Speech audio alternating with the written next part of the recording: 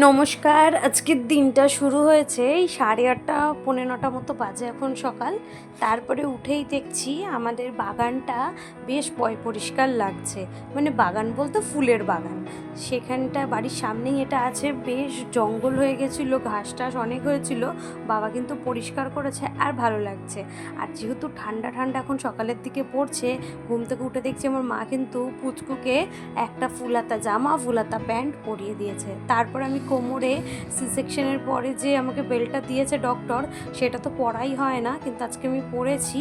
পরে তারপরে ছাদে এসে দেখছি অনেক জামা কাপড় মায়ের বালতিতে রয়েছে, যেগুলো মেলা হয়নি, তো আমি সেগুলো একটু মেলে দিচ্ছিলাম।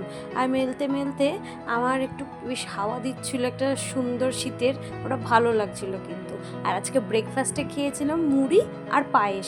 পায়েসটা গতকাল রাত্রে আমার ভাইয়ের জন্মদিন ছিল, তো সেই পায়েস, ঠান্ডা ঠান্ডা পায়েসের সাথে মুড়ি খেতে কিন্তু সকালবেলা বেশ ভালোই লাগে। তারপরে কোকোনাট অয়েল, যেটা আমার বেবির, মানে ওকে গায়ে মাখাই, সেটা আমি মাথায় মাখছিলাম। এটা ভার্জিন পিওর কোকোনাট অয়েল একদম।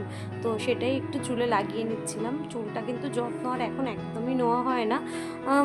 চুল বেশ ভালোই আমার হেয়ার ফল হচ্ছে, তো সেই জন্যই চুলে ভালো করে তেলটা মাসাজ করে নিলাম। তারপরে কিছুক্ষণ পর শ্যাম্পু করে নেব।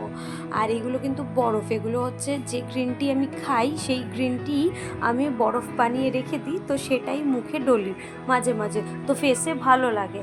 তারপরে এইটা লাগালে কিন্তু মুখটা ভীষণ রিফ্রেশ ফিল হয়। আর এসে দেখছি তারপরে যে আমার বেবিকে মা স্নান করিয়ে খাইয়ে ঘুম পাড়িয়ে দিয়েছে। আর তারপরে খেয়ে নিলাম কলা আর দুধ।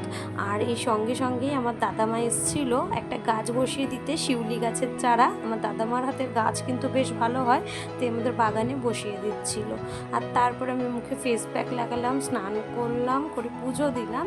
এইভাবেই আজকে সকাল থেকে দুপুর অবধি দিনটা গেল আমার। সবাই ভালো থাকবেন, টাটা।